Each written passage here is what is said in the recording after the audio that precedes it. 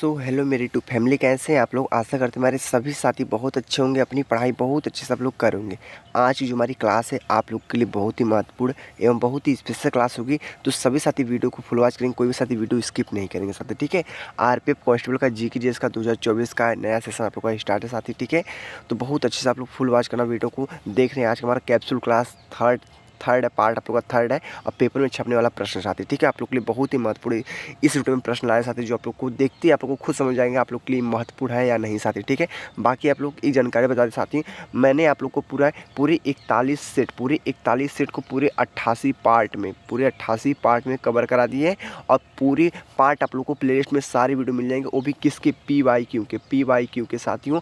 पूरे 41 सेट, वो भी किसके किरण की बुक से साथी। पूरे पीवाईक्यू को आप लोग को अच्छे से समझा दिया है। अभी तक वीडियो नहीं देखे वो सारी वीडियो को देख लीजिए, क्योंकि आप लोग के लिए बहुत ही बेस्ट वीडियो है। और पूरे पीवाईक्यू को रटवा दिए साथी, ठीक है। और पूरे 50 प्रैक्टिस सेट उसको भी प्लेलिस्ट में ऐड किए हैं साथी, ठीक है। उसको भी देख लेना आप लोग साथी, ठीक है। बाकी मित्रों अब हम चलते हैं, स्टार्ट करते हैं।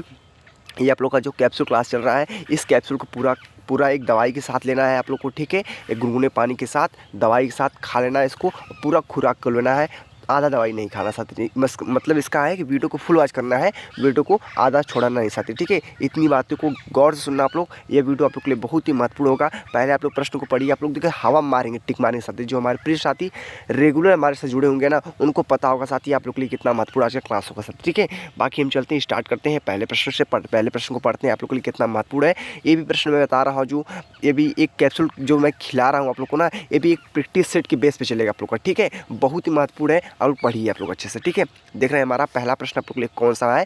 पहला प्रश्न साथी बोला है, भारतीय लघु उद्योग विकास बैंक सिडबी द्वारा विनियमित होता है। भारतीय लघु उद्योग विकास बैंक सिडबी द्वारा विनियमित होता है। तो भारतीय reserve bank, Indian bank, ICICI bank, भारतीय स्टेट बैंक। तो साथी इस प्रश्न का हमारा आंसर क्या होगा। जितने भी साथी देख रहे हो, कोई भी साथी तुक्का का प्रयोग नहीं करेगा। और जो हमारे प्रिय साथी भाई बहन नए हैं चैनल पे, अभी तक वो चैनल सब्सक्राइब नहीं किए, वो चैनल को सब्सक्राइब कर ले, बेल आइकन को प्रेस कर दे, क्योंकि वीडियो का नोटिफिकेशन सबसे पहले आपके पास आए साथी, ठीक है। तो बता दी मित्रों, इस प्रश्न का आंसर क्या होगा। भारतीय रिजर्व बैंक आप लोग का राइट आंसर हो जाएगा, यानी भारतीय लघु उद्योग विकास बैंक सिडबी द्वारा विनियमित होता है। तो भारतीय रिजर्व बैंक, ठीक है। बाकी सभी साथी अच्छे से क्लियर चुके हैं, सभी मेरे भाई बहन अच्छे से हो चुके हैं। बाकी हम चलते स्टेप बाय अगले नेक्स्ट प्रश्न को, ठीक है साथी। अगले प्रश्न को पढ़ते हैं। अगला प्रश्न हमारा कौन सा आप लोग के लिए कितना महत्वपूर्ण, तो ध्यान से पढ़ते रहिए हमारे साथ, बस आप लोग खुद समझ जाएंगे आप लोग के लिए महत्वपूर्ण है या नहीं साथी, ठीक है। आज का दूसरा प्रश्न बोला है, पूर्ण प्रतियोगिता की आवश्यक शर्तों में से एक है। पूर्ण प्रतियोगिता की आवश्यक शर्तों में से एक है, क्या है। किसी एक समय में एक जैसी सामानों के लिए एक समान मूल्य। किसी एक समय में एक जैसी सामानों के लिए एक समान मूल्य।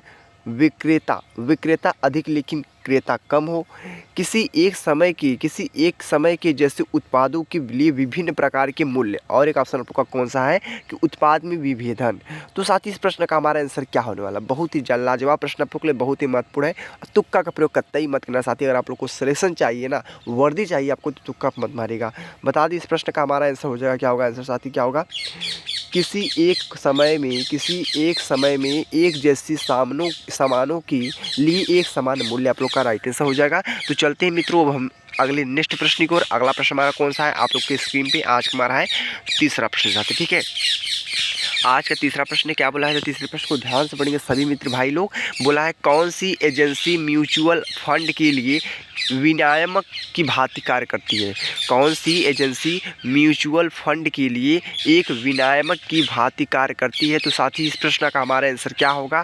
जो भी मित्र भाई लोग को पता है, मित्र भाई बहन लोग कमेंट करेंगे कि सेबी है, आरबीआई है, आईआरडी है, डीआरआई है। तो साथ ही इस प्रश्न का हमारा आंसर क्या हो सकता है, बताने का प्रयास कीजिए। बता दें साथ ही इस प्रश्न का आंसर आप लोग का सेबी हो जाएगा। क्या होगा, सेबी। कौन सी एजेंसी म्यूचुअल फंड के लिए एक विनियामक की भांति कार्य करती है। तो सेबी आप लोग का राइट आंसर हो जाएगा। बहुत अच्छे से आप लोग क्लियर चुके। बाकी हम चलते स्टेप बाय अगले नेक्स्ट प्रश्न को, ठीक है। अगले प्रश्न को पढ़ते हैं। आज का प्रश्न साथी चौथा है। चौथा प्रश्न क्या बोला है, चौथे प्रश्न को ध्यान से पढ़ेंगे, बहुत ही महत्वपूर्ण आप लोग के लिए प्रश्न साथी। बोला है, इंपीरियल बैंक ऑफ इंडिया की स्थापना किस वर्ष की गई थी। आप लोग को सन बताना है, किस सन में स्थापना इसकी की गई थी, किसकी? इंपीरियल बैंक ऑफ इंडिया की।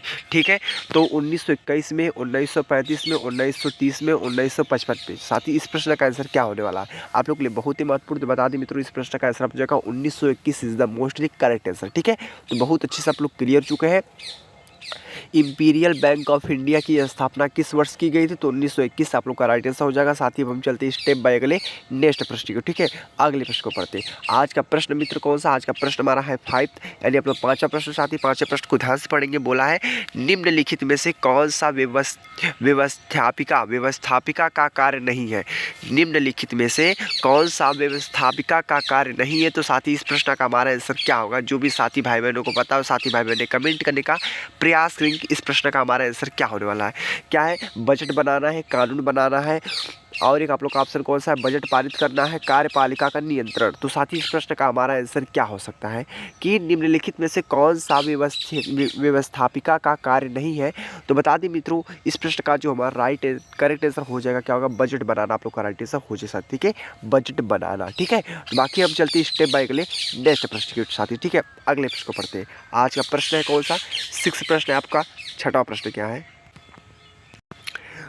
तो मित्रों आप लोग देखिए, आज का 6 प्रश्न कौन सा है? 6वां प्रश्न बोला है सामाजिक समझौता सिद्धांत की, क्या बोला है? सामाजिक समझौता सिद्धांत की प्रेरणा कौन है? तो प्रेरणा कौन है साथी? हाब्स है, लॉक है, रूसो है, और सभी विकल्प सही हैं साथी। तो इस प्रश्न का हमारा आंसर क्या होगा? जो भी साथी भाई बहनों को पता है, साथी भाई बहनों कमेंट करने का प्रयास करेंगे कि सामाजिक समझौता सिद्धांत की जो प्रेरणा है वो कौन है। तो इस प्रश्न का हो जाएगा सभी विकल्प सही हैं साथी। ऑप्शन नंबर डी वाला आप लोग का राइट आंसर हो जाए साथी। ठीक है, बहुत अच्छे से आप लोग क्लियर हो चुके हैं। बाकी हम चलते हैं स्टेप बाय अगले नेक्स्ट प्रश्न को। ठीक है, अगले प्रश्न को पढ़ते हैं। आज का प्रश्न साथी, आज का प्रश्न कौन सा हमारा? आप लोग की स्क्रीन पे आज का प्रश्न 7वां। तो साथी प्रश्न को ध्यान से पढ़ेंगे सभी हमारे मित्र भाई लोग। किस संवैधानिक संशोधन द्वारा दिल्ली में विधानसभा की स्थापना की गई थी? किस संवैधानिक संशोधन द्वारा दिल्ली में विधानसभा की स्थापना की गई थी? तो 72वां संशोधन है, 69वां संशोधन है, 65वां संशोधन है, कोई भी विकल्प सही नहीं है। तो साथ ही इस प्रश्न का हमारा आंसर क्या होगा? किस संवैधानिक संशोधन द्वारा दिल्ली में, कहाँ पे? दिल्ली में विधानसभा की स्थापना की गई थी। तो साथ ही प्रश्न आप लोग के लिए बहुत ही महत्वपूर्ण है। इस प्रश्न का उत्तर देने का प्रयास करेंगे कि साथ ही इस प्रश्न का हमारा आंसर क्या हो सकता है। तो बता दें मित्र, इस प्रश्न का आंसर आप लोग का हो जाए क्या? 69वां संशोधन आप लोग का राइट आंसर हो जाए साथी। ठीक है, 69वां संशोधन क्या होगा? आप लोग का राइट आंसर हो जाएगा। बाकी साथी हम चलते हैं स्टेप बाय अगले नेक्स्ट प्रश्न को देखते हैं साथी। ठीक है, अगले प्रश्न को देखते हैं। अगला प्रश्न हमारा कौन सा आप लोग के लिए आज का प्रश्न है साथी? अनुच्छेद का। साथी जो देख रहे हैं टॉपिक आप लोग को पकड़ना है। अगर हमारे साथी PYQ को अच्छे से रट लिए होंगे ना, तो उनको एक यहाँ पे ना बहुत अच्छे से हल्के से आराम से ना टिक मारेंगे। आप लोग बस टिक मारेंगे कि ये प्रश्न सही है, प्रश्न सही है, ऐसा। ठीक है, आप लोग को पूरा अनुभव हो जाएगा। इसलिए मैंने आप लोग को पूरे 41 सेट को पूरे 88 पार्ट में कवर करा दिया साथी। ठीक है, वो वीडियो आप लोग जरूर देख लेना, क्योंकि आप लोग के लिए बहुत ही महत्वपूर्ण, सारे प्लेलिस्ट में वीडियो मिल जाएंगे साथी। ठीक है, आप लोग ठीक है PYQ के सीरीज के नाम से वीडियो वहाँ पे है, वीडियो सारे मिल जाएंगे।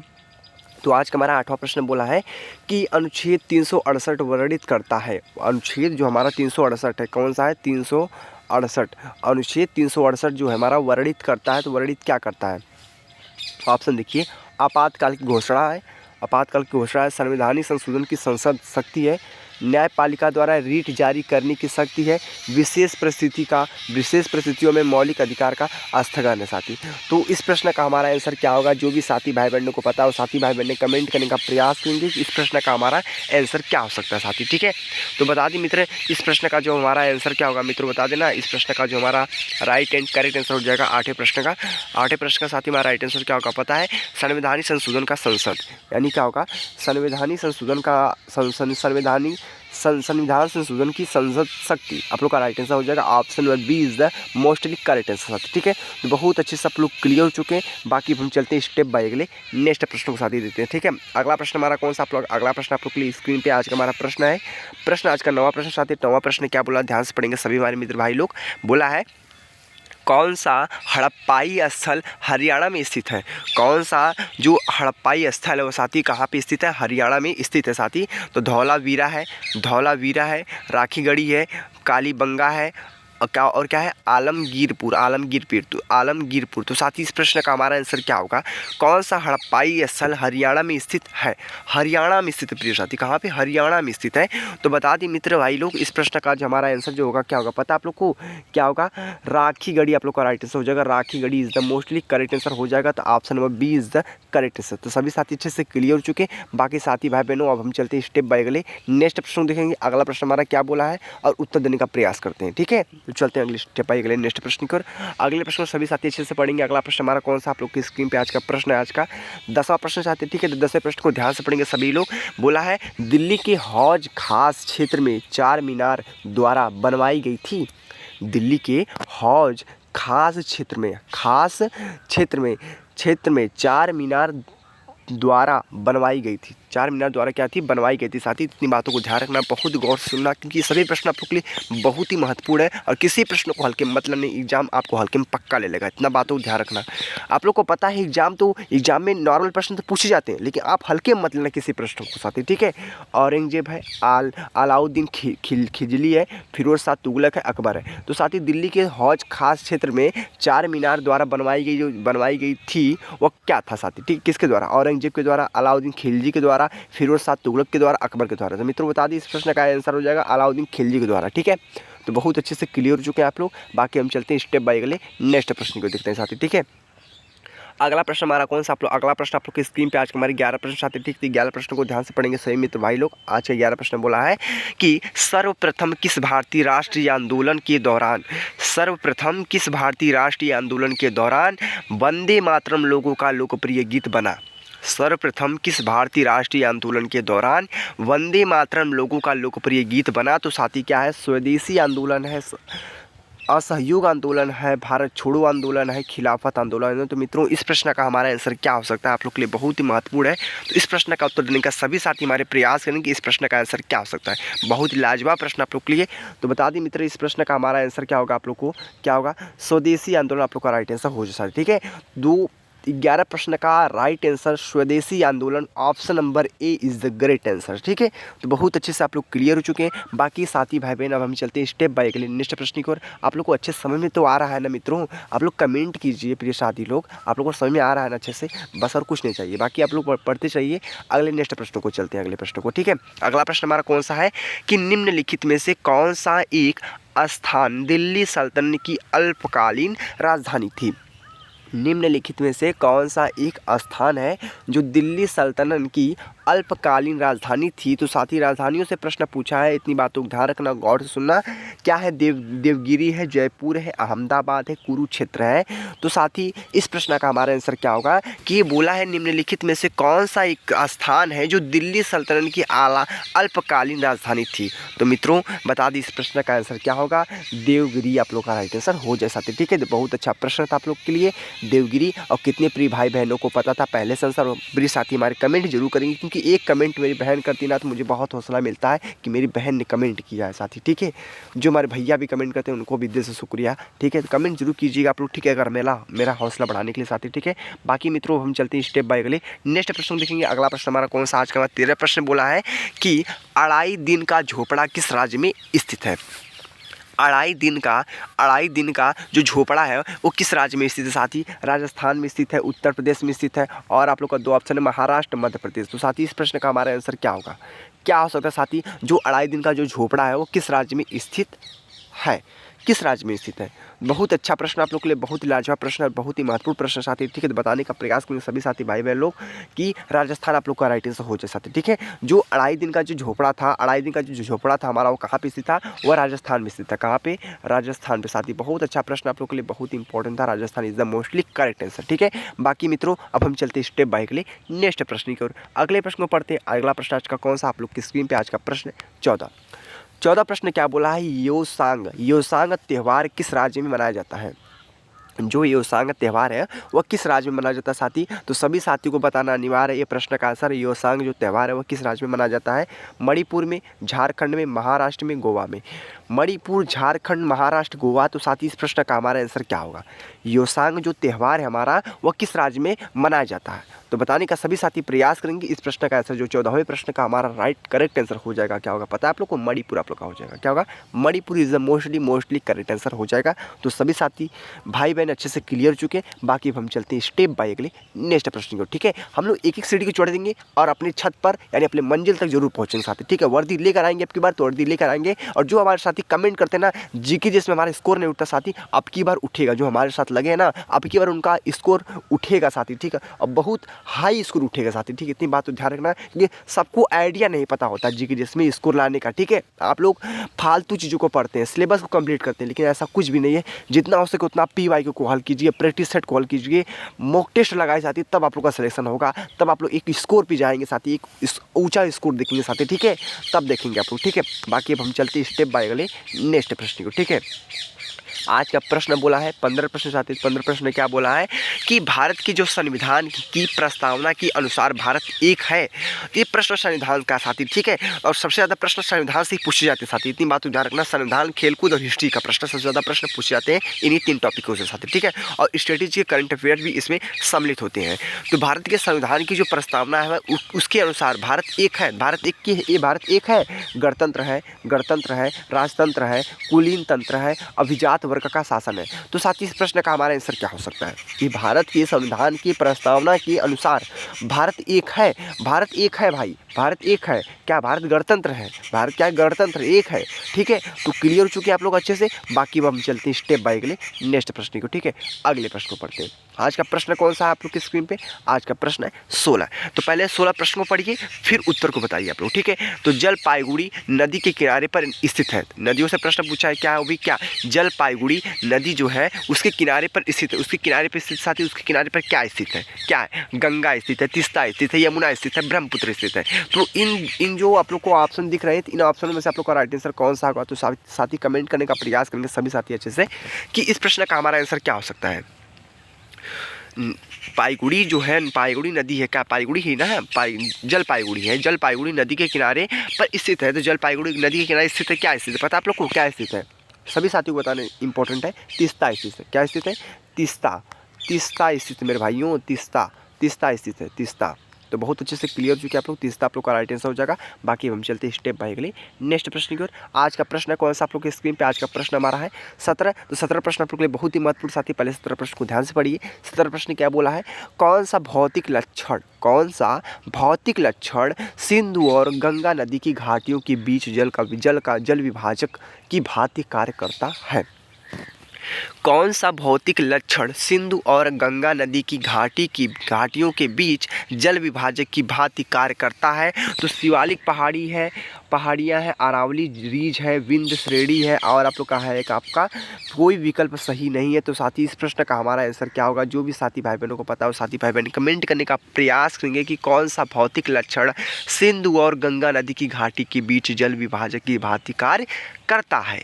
तो सभी साथी बताएंगे। इस प्रश्न का हमारा आंसर जो होगा आप लोग को बता देता, अरावली रीज आप लोग का राइट आंसर हो जाएगा। अरावली रीज। ठीक है, Aravalli ridge option number B is the correct answer. आप लोग करेक्ट आंसर हो जाएगा। तो बहुत अच्छे से आप लोग क्लियर चुके। बाकी मित्रों, मेरे प्रिय साथी, मेरे प्रिय भाई बहनों लोग, चलते हैं स्टेप बाय अगले नेक्स्ट प्रश्न की ओर। अगले प्रश्न को पढ़ते हैं। आज का प्रश्न बोला है, आज का 18 प्रश्न है। तो 18 प्रश्न आप लोग के लिए कितना महत्वपूर्ण है, तो 18 प्रश्न को ध्यान से पढ़िए। आज का प्रश्न नंबर 18 क्या है? आज का प्रश्न 18 बोला है कि भारत का एकमात्र सक्रिय ज्वालामुखी बैरन आइलैंड कहाँ स्थित है?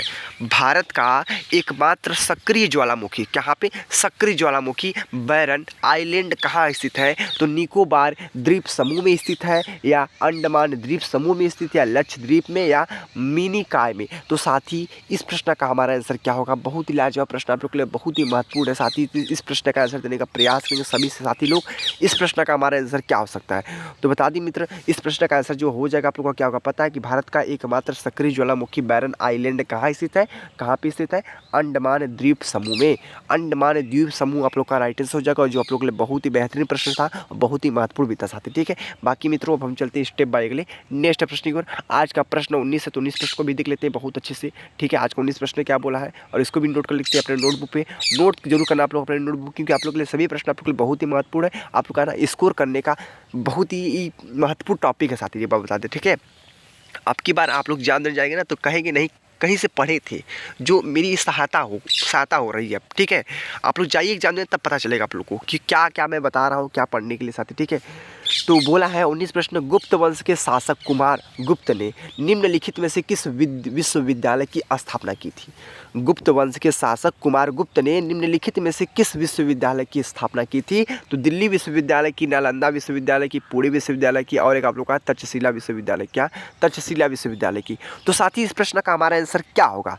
जो भी साथी भाई बहनों को पता है, साथी भाई बहनें कमेंट करने का प्रयास कीजिए ना आप लोग, किस प्रश्न का आंसर क्या होगा कि गुप्त वंश के शासक कुमार गुप्त ने निम्नलिखित में से किस विश्वविद्यालय की स्थापना की थी? किस स्थापना की थी साथी? नालंदा विश्वविद्यालय की स्थापना की थी। किसकी? नालंदा विश्वविद्यालय की स्थापना की थी। तो राइट आंसर आप लोग का हो जाएगा B answer, the correct answer, mostly right answer. बाकी अब हम चलते हैं स्टेप बाय अगले नेक्स्ट प्रश्न की। और अगला प्रश्न हमारा कौन सा आप लोग के स्क्रीन पे आज का प्रश्न नंबर 20वां। तो 20वें प्रश्न को ध्यान से पढ़ेंगे सभी मित्र भाई लोग अच्छे से। आज का 20वां प्रश्न क्या बोला है कि बोला है भारत का कौन सा क्षेत्र अपनी वर्षा का अधिकांश भाग उत्तर पूर्वी मानसून से प्राप्त करता है? भारत का कौन सा क्षेत्र अपनी वर्षा का अधिकांश भाग उत्तर पूर्वी मानसून से प्राप्त करता है? तो गंगई पश्चिम बंगाल है, कोरोमंडल रायल सीमा है, मराठावाड़ा है, केरल है। तो साथी इस प्रश्न का हमारा आंसर क्या हो सकता है? प्रिय साथी बताने का प्रयास कीजिए सभी साथी कि भारत का कौन सा क्षेत्र अपनी वर्षा का अधिकांश भाग उत्तर पूर्वी मानसून से प्राप्त करता है? तो बहुत ही लाजवाब प्रश्न आप लोग के लिए हो जाएगा, कोरोमंडल और रायल सीमा आप लोग का राइट आंसर हो जाएगा। Option number B is the mostly correct answer. बाकी अब हम चलते हैं स्टेप बाय अगले नेक्स्ट प्रश्न की ओर। आज का प्रश्न 21 से 23 प्रश्न को पहले पढ़ते फिर आंसर को देने का प्रयास करते हैं। जब एक गतिशील पिंड की गति 2 गुनी हो जाती है तो उसकी गतिज ऊर्जा में क्या परिवर्तन होता है?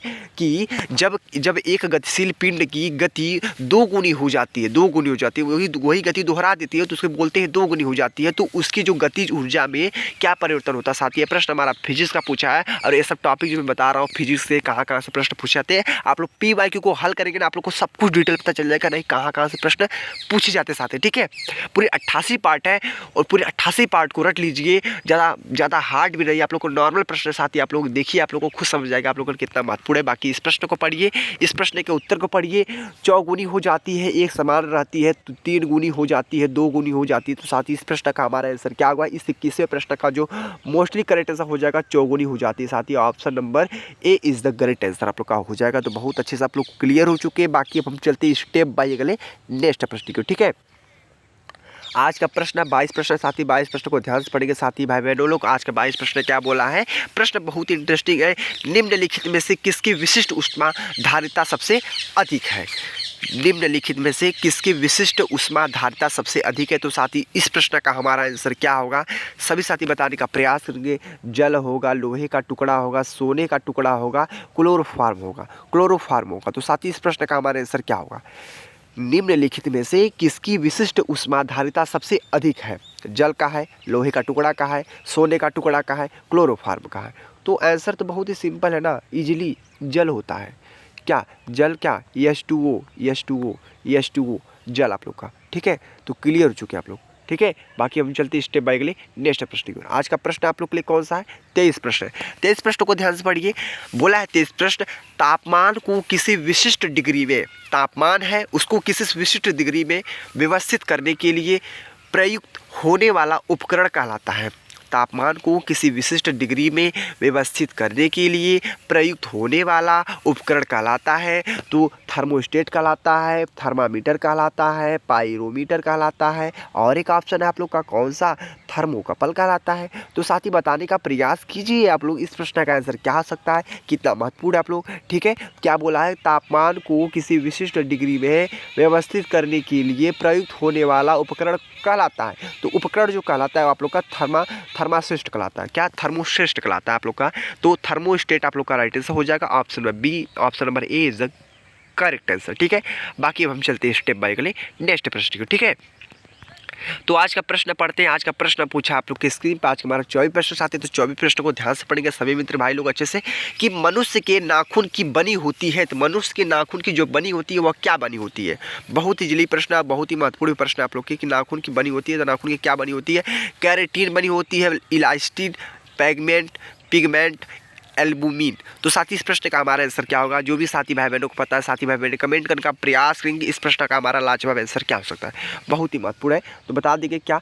कैरेटीन आप लोग का राइट आंसर हो जाएगा। मनुष्य के नाखून की बनी होती है तो कैरेटीन बनी होती है। बाकी अब हम चलते स्टेप बाय अगले नेक्स्ट प्रश्न के साथ ही आज का हमारा अंतिम प्रश्न है। आज का अंतिम प्रश्न 25 है साथी, ठीक है। और एक आप लोग से निवेदन है, सभी साथी से निवेदन है कि पूरे 25 प्रश्न में से कितने प्रश्न आप लोग के सही है, कितने प्रश्न गलत हुए, सभी साथियों को बताना अनिवार्य है साथी, ठीक है। प्लीज़ एक लाइक, एक कमेंट और चैनल को सब्सक्राइब करके जाना आप लोग साथी, ठीक है, क्योंकि ऐसे वीडियो आप लोग को डेली मिलेंगे और इससे भी इंटरेस्टिंग वीडियो आने की संभावना हो सकती है साथी, ठीक है।